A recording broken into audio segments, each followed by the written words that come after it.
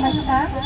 जैसा कि पूरे प्रदेश की बहनों को ये जानकारी थी कि आज विभागीय सचिव के साथ में हमारी सचिवालय के अंदर बैठक होनी है, तो हमारी बैठक संपन्न हो चुकी है और उस बैठक में हमारे प्रदेश के 6 संगठनों ने प्रतिभाग किया।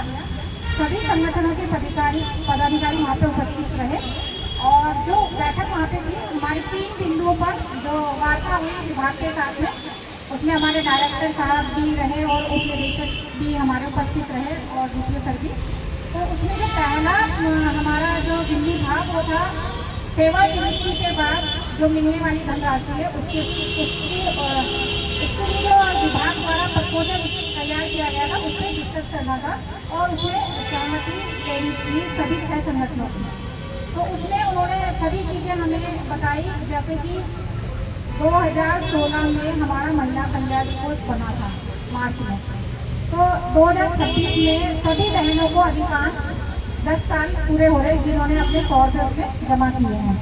तो उन्होंने जो प्रपोजल तैयार किया है कि जिस बहन को 10 साल की सेवा मतलब हो गई इस महिला कल्याण कोष के लिए, तो उसमें उसको 1 लाख रुपये दिए जाएंगे। 2026 से उसका जियो जारी कर दिया जाएगा और उसके बाद प्रत्येक साल 5% उसमें धनराशि की बढ़ोतरी होगी, यानी कि 27 में उसमें 5,000 रुपये और ऐड होंगे, 27 में 5,000 और होंगे, मतलब हर साल से वो बन गया। उसमें प्रतिवर्ष 5,000 रुपये बढ़ोतरी होती रहेगी। तो उसमें 5 संगठनों ने बहुत सोच समझ के अपना डिसीजन दिया और सभी ने उसमें प्रपोजल को स्वीकार किया, अपनी सहमति प्रदान की विभाग को। केवल एक संगठन ने उसमें आपत्ति जताई और वो आप सभी जानते हो कि किस संगठन ने आपत्ति जताई होगी और क्यों जताई होगी, क्या कारण रहे होंगे। तो ये वाला आज हमारा समझो कि जो हमारे माननीय मुख्यमंत्री जी ने 2024 में ये घोषणा भी की थी कि 1 लाख रुपए का जो धनराशि है वो सेवानिवृत्ति पे दी जाएगी, तो अब 2026 से उसका जियो जारी हो जाएगा, वो मिलना शुरू हो जाएगा। और दूसरा जो हमारा प्रपोजल बिंदु था वो पेंशन स्कीम पे था। तो उसमें जिस तरह भारत सरकार से 2024 दिसंबर में हमें लेटर प्राप्त हुआ था कि 18 साल से लेके और 40 साल तक की जो हमारी आंगनवाड़ी बहनें हैं उनको पेंशन स्कीम से जोड़ा जाएगा। तो उस पर सभी संगठनों का ये सवाल था विभाग से कि 18 साल से 40 तक के लिए तो आपने पेंशन योजना मतलब शुरू करने की योजना बना दी है, लेकिन जो 40 साल से 60 साल वाली बहनें हैं उनके लिए कौन सी योजना है। तो इस पे भी डिस्कस हुआ, तो उन्होंने जो हमें बताया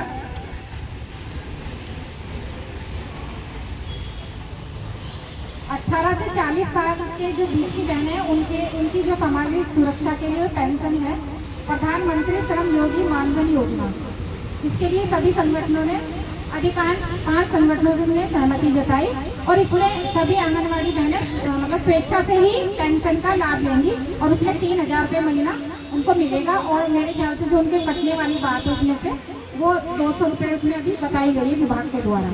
और जो 40 साल से ऊपर से 60 साल वाली जो हमारी बहनें हैं LPS scheme, national pension scheme, जो 40 साल से ऊपर वालों के लिए है, उसमें भी स्वेच्छा है, ऐसा नहीं है कि मतलब दबाव नहीं है किसी बात का। तो पहले उन्होंने यही कहा है कि सभी संगठन अपनी बहनों से इस बारे में जानकारी उनको देंगे, उनकी सहमति देंगे, उसके बाद ही विभाग पेंशन वाली जो योजना है उसको शुरू किया जाएगा।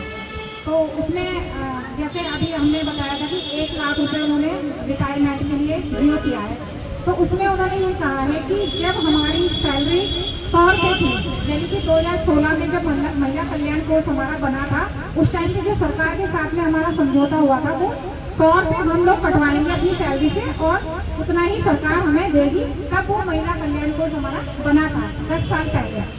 तो अब उन्होंने ये कहा है कि उस टाइम पे जो हमारी सैलरी थी 10 साल पहले कितनी थी, वो लगभग 5 या 6,000 रुपये थी उस टाइम पे हमारी ना सैलरी जब हमारा बना था। अब उन्होंने ये कहा है कि 100 रुपये जब जमा हो रहे थे तो 30,000 रुपये मिल रहे थे, जो रिटायर होते जा रही हो 30 या 40 लेके जा रही हो, पता है ना आपको। तो अब क्या है कि 300 रुपये कटेंगे और 1 लाख रुपये उसको दिए जाएंगे। 10 साल तक उसके जमा है 100 रुपये, तो 1 लाख रुपए वो लेके जाएंगे। अब क्या है कि जो बढ़ते जाएंगे 5% उसमें बढ़ता जाएगा, कोई 15 साल बाद रिटायर होगी, कोई 10 साल बाद होगी, तो उसे उसी हिसाब से जो ये योजना का है, तो हमने सर से यही कहा है कि जो एक वो होता है ना चार्ट बनता है प्रति वर्ष आयु के हिसाब से, कौन किस एज में है और उसको कितना जमा करना, लास्ट में उसको कितना मिलेगा, तो वो एक चार्ट बना के सर्कुलेट कर दिया जाएगा सभी को, ताकि इसको सभी लोग चेक कर लें कि उसमें कैसी वो योजना है। ठीक है। और जो हमारा एक पॉइंट और था कि बहुत सारे पद हमारे रिक्त हैं प्रदेश में सुपरवाइजर, तो हमें जानकारी मिली है अंदर, तो वो 28 पद उन्होंने हमें 88 पद उन्होंने बताए हैं कि ये प्रदेश में भरे जाने हैं प्रमोशन से। तो जिन बहनों का ये है कि डाटा फीड हो चुका है, उन्होंने ये भी जानकारी दी कि जैसे 20,000 केंद्र हैं, आंगनवाड़ियाँ हैं, तो लगभग 20,000 में से 17,000 का डाटा फीड हो चुका है, उसमें ऑनलाइन जमा हो चुका है। ये भी उन्होंने ये कहा है कि जो भी उन्होंने डाटा अपनी आईडी से उन्होंने लॉगिन किया है, उसमें कोई भी दस्तावेज जो है, अभी साइट खुली हुई है, उसे एक बार दोबारा चेक कर लो, कहीं किसी ने कोई गलत अभिलेख उसमें जमा ना कर दिया हो। और अब जो सत्यापन होगा प्रमाण पत्रों का प्रमोशन के टाइम पे, वो निदेशालय स्तर से नहीं होगा, वो CDPO कार्यालय से ही आप लोगों का सत्यापन होगा, इनके जो दस्तावेजों वो सही है, मतलब जो प्रमाण पत्र मिल रहा है ना, संतोषजनक सेवा का प्रमाण पत्र, वो CDPO कार्यालय से ही मिलेगा और वो ऑनलाइन ही चेक होगा। तो और जो ये प्रमोशन वाली और विज्ञप्ति जो जारी होनी है, वो लगभग 1 माह, उन्होंने कहा कि लगभग 1 माह में ये विज्ञप्ति जारी हो जाएगी सुपरवाइजर के प्रमोशन वाली। समझ रहे हैं आप? जिस बहन को वो मिला है ना, पुरस्कार मिला है, शैक्षिक योग्यता जिनकी ज़्यादा है, कुछ उनका अनुभव उसमें जुड़ेगा, तो 88 पद इस बार 1 महीने के बाद उन बहनों का प्रमोशन होना तय है, ये आज उन्होंने बोला है।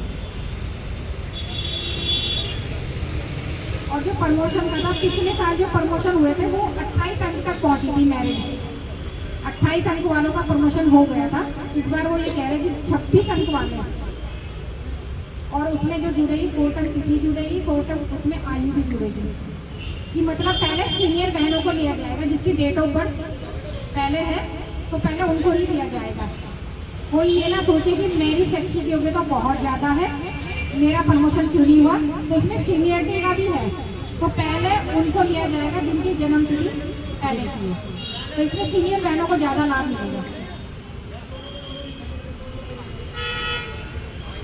बस इसमें ये 3-4 पॉइंट की इसमें बात हुई। एक तो महिला कल्याण कोष, रिटायरमेंट वाला, दूसरा पेंशन वाला, और तीसरा हमारा जो सुपरवाइजर पद पे जो विज्ञप्ति जारी होनी है। तो इन 3 पॉइंट पर हमारी बात हुई है वहाँ पे, और मैंने ये सारे पॉइंट नोट कर रखे, जिन बातों पे हमारी चर्चा हुई है।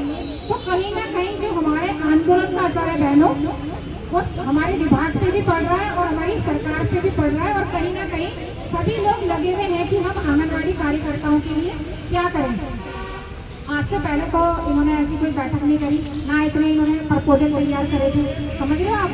तो आप लोगों को जो मेहनत है वो रंग लाएगी।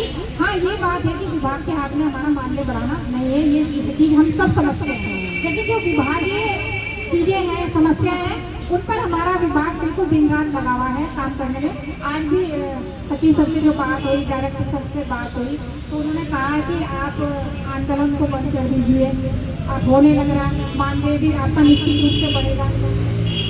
तो कहीं ना कहीं इनडायरेक्टली उन्होंने भी कहा है कि बात अंदर चल रही है। तो थोड़ा सा हम सब बहनों को भी सोचना चाहिए कि जहाँ हमने 1.5 महीने से अपना आंदोलन को जारी रखा है, तो थोड़ा संयम, धैर्य और संगठन में एकता बनाना बहुत जरूरी है, ताकि बहुत जल्दी हम लोग मानदेय वृद्धि करके अपने अपने घर चले जाएं। धन्यवाद।